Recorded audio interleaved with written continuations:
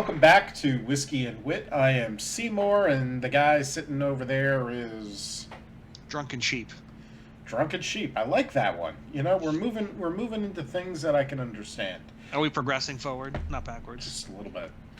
Um, Tonight we are going to be talking to you about one of the hottest selling games on Steam right now, V Rising. This is a vampire survival game.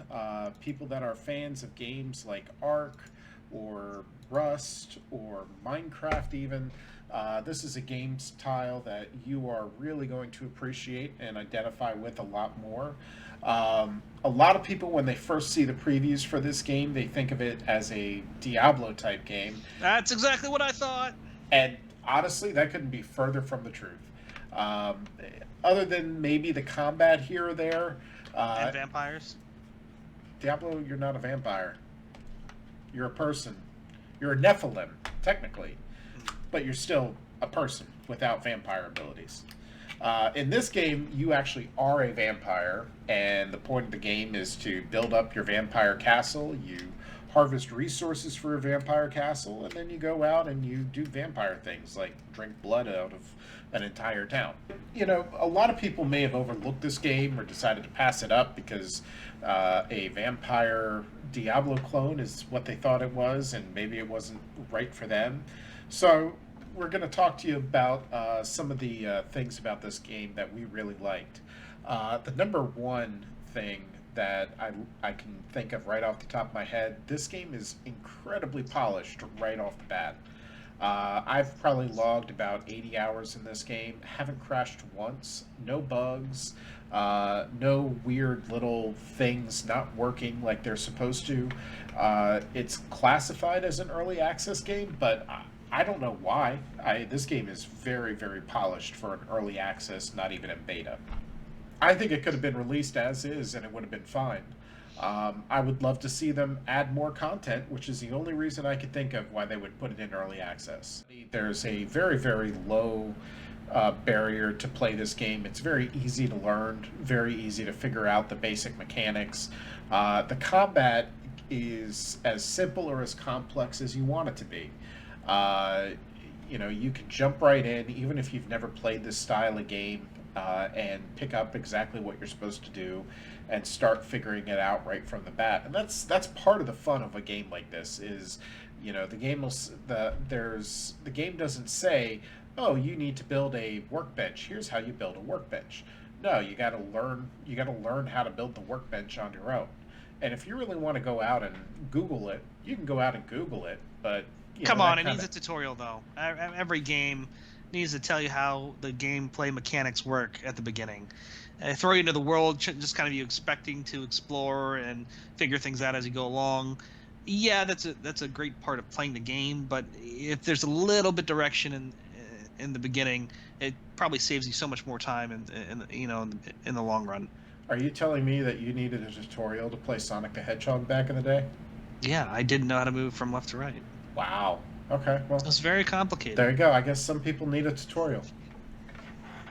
I think the tutorial thing is becoming more and more important with these complex games these days, as opposed to the 2D scrollers that we were used to growing up with. I mean, Mario, run, jump on a Goomba, save princess, beat Bowser.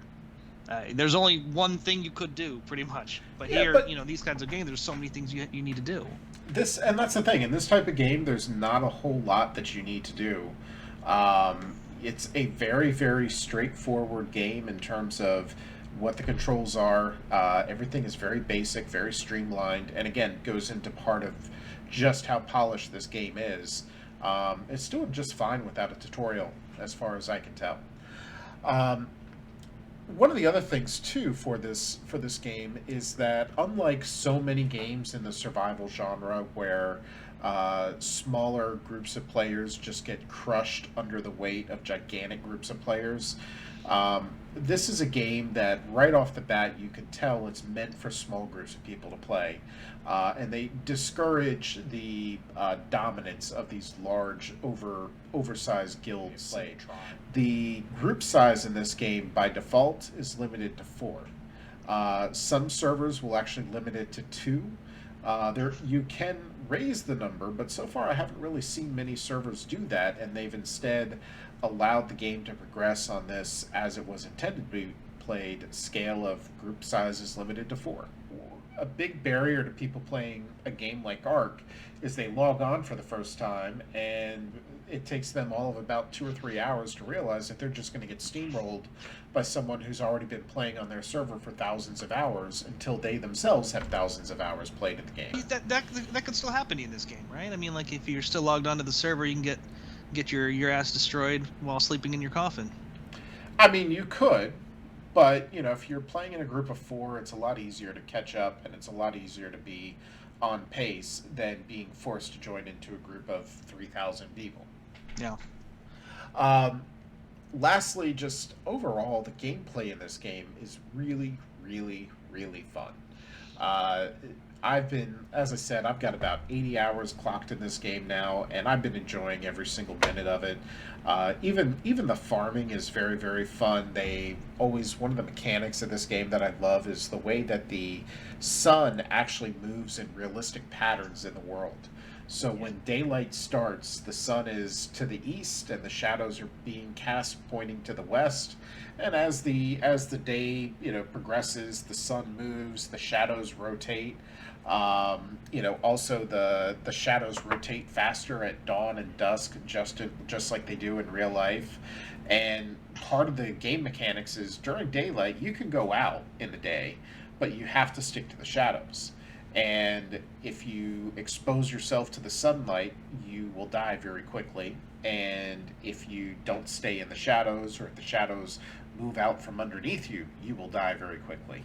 Yeah, I think that was a very interesting use of the vampire weakness here, avoiding sun when you have to go out into the sun and collect your resources. I mean, you can't really progress with the game without doing all this stuff, and so the gameplay is very dynamic, where you have to strategize where you're going to go in between the sun and the shade and hide yourself, and it becomes a really big deal when you're fighting these V bosses, right? Exactly. There's one of the key methods of progressing in this game is you have to fight these bosses called V blood bosses. And basically when you kill them, you unlock new technology, new powers, all sorts of fun stuff.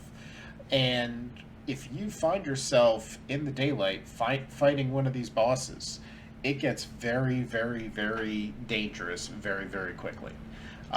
Even if you start fighting them in the night, time still progresses, and if you take too long, daylight comes around, all of a sudden that boss is going to have the upper hand real quick, and you may be running away from that boss real quick. There are a lot of great reasons to check out V Rising. I couldn't recommend this game more. I've certainly been having a lot of fun with this past week and a half. Highly recommend that you try it out as well. We will be coming back to you next week with another slightly inebriated review of ours. And remember, as always, if you like what we're doing, don't forget to like and subscribe. Like and subscribe. Thank you.